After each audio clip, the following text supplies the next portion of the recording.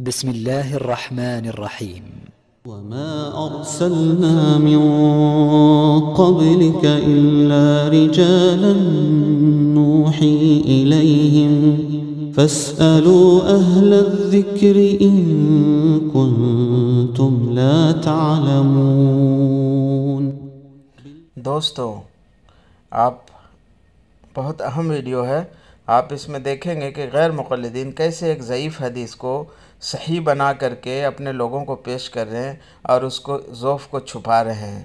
پہلے آپ غیر مقلد صاحب کا ویڈیو ملاحظہ فرمائیں، اس کے بعد ہم آگے آپ کو دکھائیں گے کہ کیسے اس حدیث پہ جو جروحات ہیں، جو اس کے اوپر میں جو کمی بیشی ہے، اس کو چھپایا جا رہا ہے۔ ہم ثبوتوں کے ساتھ پیش کریں گے۔ آپ بنے رہیے اس ویڈیو میں، آگے دیکھتے جائیں۔ جزاکم اللہ خیر۔ دیکھیں یہ سنن دارقطنی ہے، امام دارقطنی رحمہ اللہ، علی بن عمر رحمہ اللہ، متوفہ 385 ہجری، 34 ہجری کے بہت بڑے محدث گزرے ہیں، انٹروڈکشن کی محتاج نہیں ہے۔ چلیے دیکھتے ہیں اس نے روایت نقل کیا ہے۔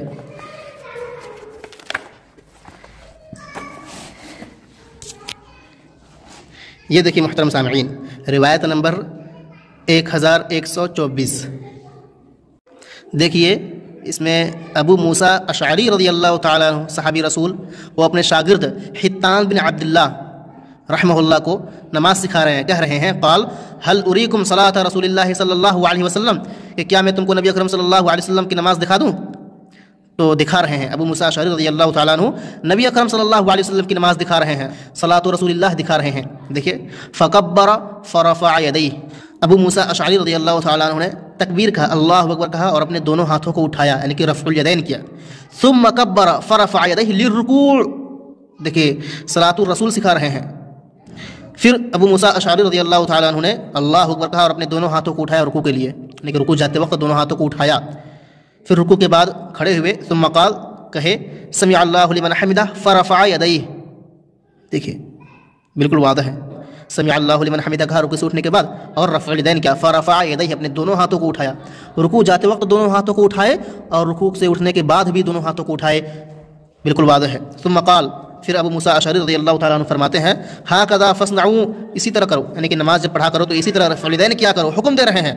ولا يرفع بین السجدتین، اور ابو موسیٰ اشعری رضی اللہ تعالیٰ عنہ نے دو سجدوں کے درمیان رفع الیدین نہیں کیا۔ دیکھیں بالکل واضح روایت۔ آپ نے دیکھا کہ آپ کے سامنے حدیث پڑھی گئی اور یہ کہا جا رہا ہے کہ بالکل واضح روایت ہے۔ ایک بات تو یہ ہے کہ یہ حدیث غیر مقلدین کے عمل پہ پورا بیٹھتی نہیں، کیونکہ غیر مقلدین تیسری رکعت پہ بھی اٹھنے پر بھی رفع الیدین کے قائل ہے، جو اس حدیث میں نہیں ہے، تو اس کو قاعدے سے تو پیش ہی نہیں کرنا چاہیے تھے، اور اگر پیش بھی کیے تو اس کا جو ضعف ہے اس کو بتانا چاہیے تھا، لیکن یہ دونوں باتیں انہوں نے گول کر دی۔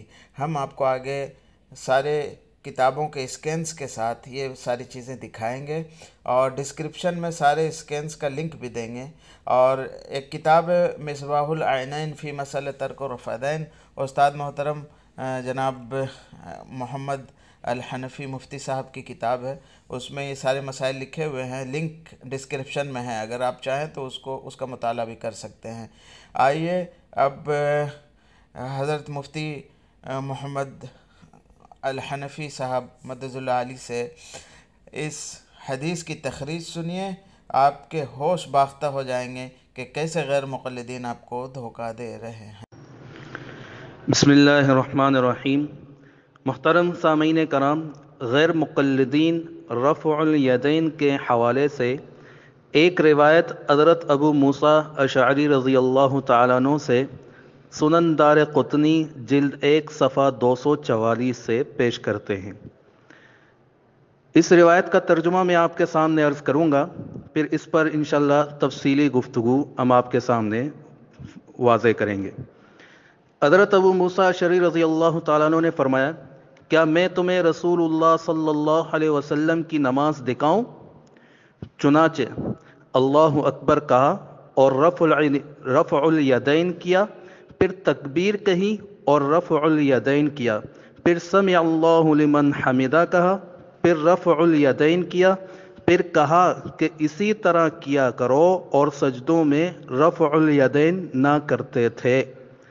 یہ سنن دارقطنی جلد 1 صفحہ 244 آپ دیکھ رہے ہیں۔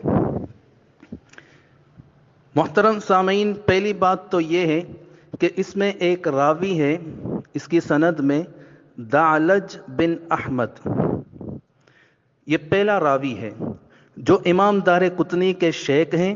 یہ اگرچہ ثقہ راوی ہیں، لیکن اس راوی پر کذاب اور وضاع قسم کے راویوں نے موضوع من گڑت روایتیں داخل کر کے اس دعلج کی حدیثوں میں ملا دی، جس کی وجہ سے یہ دعلج راوی قابل اعتماد نہ رہا۔ یہ آپ دیکھ لیں علامہ ذہبی رحمۃ اللہ علیہ کی مشہور اور معروف اسماء الرجال کی کتاب میزان الاعتدال، اس کے جلد 3 صفحہ 118 میں علامہ ذہبی فرماتے ہیں علی ابن حسین بن جعفر بن قریب یہ باغندی سے روایت کرتا ہے کہ یہ متہم بالوضع والکذب ہے، یہ صاحب حفظ و علم والا تھا، اور یہ راوی ابو الحسین العتال المخرمی بھی اس کو کہا جاتا ہے۔ اس نے حامد بن شعیب اور الباغندی سے روایت کی ہے۔ چند حدیثیں دعلج پر داخل کر دی ہیں، یہ امام دار قطنی رحمۃ اللہ علیہ نے فرمایا۔ اسی طرح علامہ ذہبی میزان الاعتدال جلد 3 صفحہ 122 میں وہ فرماتے ہیں علی بن حسین الرصافی اس کے ترجمے اور حالات کے تحت لکھتے ہیں یہ جعابی کے ایام میں تھا، حدیث کو گڑتا تھا اور اللہ تعالیٰ پر جھوٹ بولتا تھا۔ امام دار قطنی رحمۃ اللہ علیہ نے فرمایا اس راوی نے جو اپنے اساتذہ کی حدیثوں میں احادیث داخل کر دی ہیں جس کا بیان بھی نہیں ہو سکتا، پھر اس راوی نے چند احادیث اپنے عمل کی کارروائی سے دعلج پر داخل کی ہیں۔ اب آگے قلتو سے علامہ ذہبی رحمۃ اللہ علیہ فرماتے ہیں میں ذہبی کہتا ہوں کہ یہی حالت علی بن حسین بن قریب کی تھی جس کا ذکر اس میزان میں ہو چکا ہے۔ یہ تو بات پہلی راوی کے حوالے سے تھا۔ دوسرا راوی اس روایت کے اندر اسحاق بن ابراہیم بن مخلد المعروف ابن راہوے ہیں۔ اس کی وفات 238 ہجری ہے۔ اس راوی کا آخری عمر میں حافظہ خراب ہو گیا تھا۔ یہ تہذیب و تہذیب ہے، جلد 1 صفحہ 207۔ اس میں خود موجود ہے تغیر قبل ان یموت ب5 اشہر، اپنی وفات سے 5 ماہ قبل 5 مہینے پہلے حافظے کے تبدیل ہونے کا شکار یعنی تغیر حافظہ کا شکار ہو گیا تھا۔ امام ابو داؤد رحمۃ اللہ علیہ فرماتے ہیں کہ میں نے ان ایام میں اسحاق ابن راہوے سے سنا تھا اور اس کی حدیث کو چھوڑ دیا تھا۔ اسی تہذیب و تہذیب جلد 1 صفحہ 207 میں یہ بات موجود ہے۔ تیسری بات عزیز سامعین، تیسری بات یہ ہے کہ اس روایت میں اسحاق ابن راہوے کے شاگرد تلمیذ ابو محمد عبداللہ بن محمد بن عبد الرحمن بن شیروے جن کی وفات 305 ہجری ہے۔ آپ یہ دیکھ سکتے ہیں شذرات الذہبی، یہ جلد 4 صفحہ 26، اس میں یہ بات لکھی ہوئی ہے کہ اس کی وفات 305 ہجری، اور یہ ابن شیروے ان کے یعنی اسحاق ابن راہوے کے متاخرین شاگردوں میں سے ہیں۔ اس کی یہ روایت محدثین اور اصول حدیث سے واقف لوگوں کے نزدیک قابل قبول نہیں، درست نہیں۔ ابن شیروے کی روایت اسحاق ابن راہوے سے ضعیف ہوتی ہے۔ میں اس کی ایک نظیر، ایک مثال آپ کو پیش کرتا ہوں۔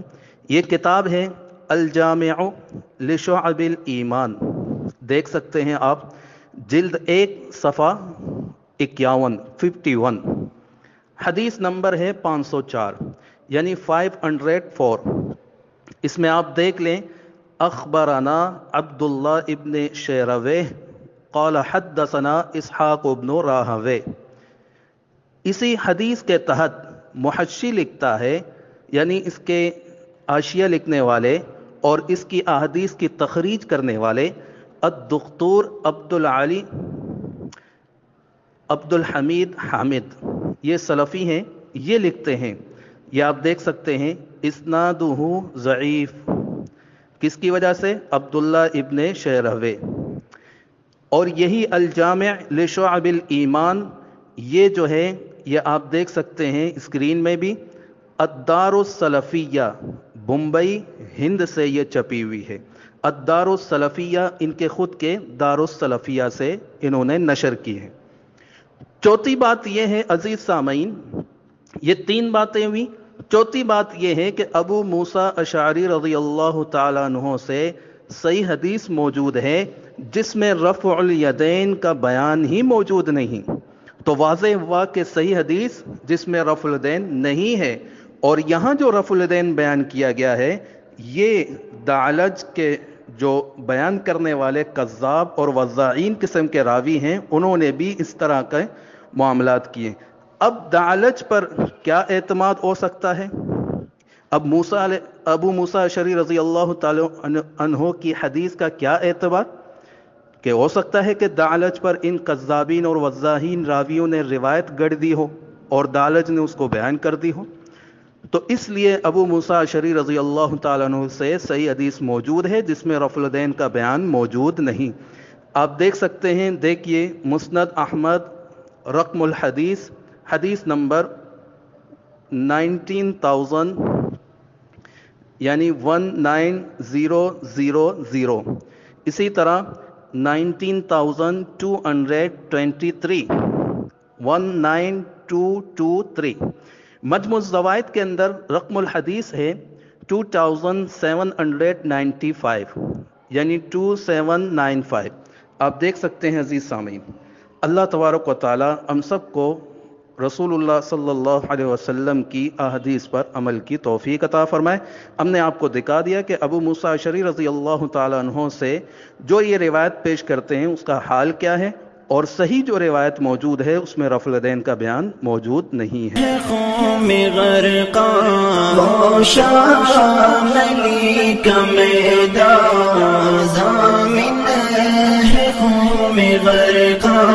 کیا موت کو پسند علماء دیوبند، نانوت بھی کلش کر